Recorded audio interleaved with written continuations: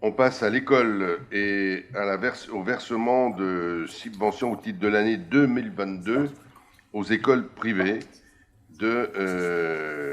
d'Annemasse, plus l'école privée du Saint-François du Juvénat. Madame Lounis.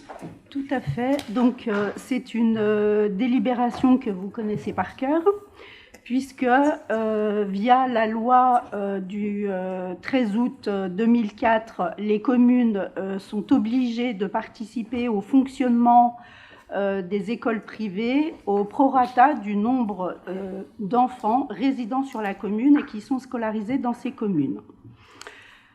De plus, depuis juillet 2019, dans le cadre de la loi École de la confiance, donc les enfants sont obligatoirement scolarisés à partir de 3 ans.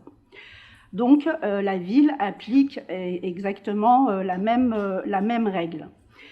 Donc 2 écoles sont concernées sur le territoire d'Annemasse. Il s'agit de la Chamarette et de l'école Saint-François.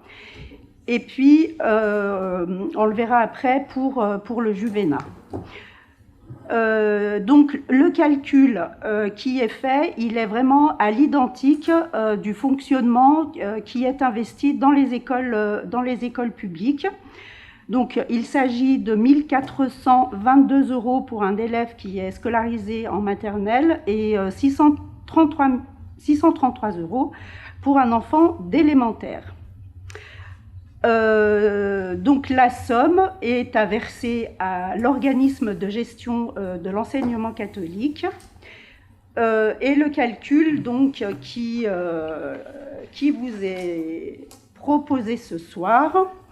Donc pour l'école de la Chamarette, 89 enfants sont scolarisés en maternelle. Et donc, ce qui nous donne une subvention de 126 558 € et 137 enfants en élémentaire pour un montant de 86 721 €. Donc, ce qui fait un total de 213 279 €. Il est tard. Pour l'école Saint-François, donc 89 enfants scolarisés en maternelle pour le même montant que pour la Chamarette et 121 en élémentaire pour 76 593 €.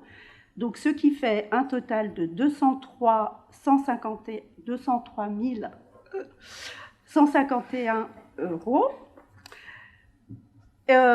Donc, 7 enfants sont scolarisés au Juvénat en CM1 et en CM2 et on fait exactement le même calcul, ce qui donne un total de 4 431 €.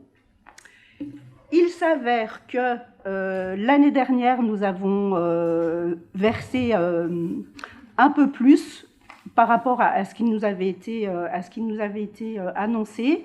Donc, des 4 431 €, nous devons déduire 243 €. Voilà. Donc, il vous est demandé ce soir de verser la subvention. Donc, je ne sais pas, je répète les chiffres parce que là, je vais vous la faire à la Krasuki. Hein. Voilà. Ça va être compliqué. Voilà, merci. Et puis, je tenais juste à dire que pour les enfants de maternelle, l'État avait annoncé le remboursement pour les communes, donc des sommes qu'elles auraient versées aux écoles privées. Sauf que depuis l'année scolaire 2019-2020, nous respectons la loi, nous versons les sommes, et au jour d'aujourd'hui, je ne sais pas si ça se dit pas trop, aujourd'hui, nous n'avons toujours rien reçu, malgré des dossiers de je ne sais pas combien de kilos de documents et des relances incessantes. Voilà, nous sommes toujours dans l'attente du remboursement. Voilà. On va espérer que les services du rectorat soient enfin plus efficaces. De toute manière, il y a un engagement d'État et il faudra bien que ça arrive un jour, sous une forme ou sous une autre. Voilà. On a estimé qu'on ne pouvait pas voilà, retardé par rapport aux enfants des écoles, mais le différent, il est avec l'État. Des questions ou des remarques? Monsieur Beauchot? Mais je m'exprime a priori cette année et pas a posteriori comme on me l'avait réclamé la dernière. Donc je m'abstiendrai sur cette délibération. J'ai le pouvoir de monsieur Abichère qui votera pour. Je m'abstiens, comme je l'avais expliqué l'année dernière, puisqu'il s'agit d'une subvention obligatoire. La loi nous oblige à voter oui à une subvention, alors qu'elle pourrait nous imposer de le mettre dans notre budget sans que ça passe par une subvention distincte, au même titre que certaines participations à des organismes ou des taxes auxquelles la commune est soumise.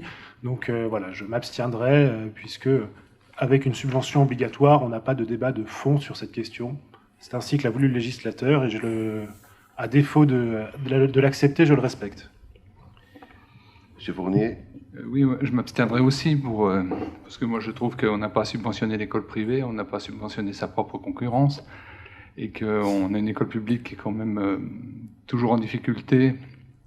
Donc voilà, tout ce qu'on peut récupérer, je vois pas pourquoi on subventionne l'école privée. Et d'autre part, ce sera intéressant le jour où l'État daignera enfin donc verser sa quote-part de voir le calcul qui sera proposé, si on est en dessus ou si on est en dessous. Et si on est en dessous, si on est en dessous, et on en tirera les conséquences pour la suite. Ça, c'est certain. Merci. Oui, je ne sais pas s'il faut à chaque fois justifier les raisons de ces abstentions, mais c'est bien parti. Enfin, moi, évidemment, pour l'ensemble de ce qui vient d'être dit, je suis de plus en plus préoccupé par ne serait-ce que le rapport à ces écoles privées et publiques dans la perception des gens. C'est-à-dire qu'il y a cette espèce de mythe selon lequel ce serait quelque part un enseignement qui vous mettrait à l'abri de plein de choses et qui vous tracerait comme ça une espèce de cheminement protégé. Et on est même carrément, je dirais même, dans une espèce de contradiction. C'est-à-dire qu'il y a plutôt les raisons de se dire que l'enseignement n'est pas forcément meilleur, puisque, a priori, les critères sont un peu différents quand même de recrutement. Enfin, je m'avance un peu, je peux faire 2 heures là-dessus, je sais qu'il est un peu tard, mais voilà, c'est la raison pour laquelle je m'abstiendrai, en plus évidemment de la fragilité de l'école publique. Je crois qu'elle n'est malheureusement plus à démontrer, et voilà. Voilà. Moi, je n'engagerai pas de débat là-dessus. Moi, je suis maire de cette ville et dans les responsabilités du maire de la ville, c'est d'appliquer la loi, quoi que je puisse en penser. Donc, j'applique la loi et je vous appelle à voter cette délibération. Est-ce qu'il y a des votes contre? Il n'y en a pas. Des abstentions? Voilà. Alors, on va noter les abstentions. Monsieur Beauchot, Monsieur Messouac, Monsieur Fournier, Madame Ali Hamad, Monsieur Louard, Monsieur Burniard et Nicolas Lebeau, Monsieur Lebeau. Voilà. C'est noté. Merci. La délibération est adoptée.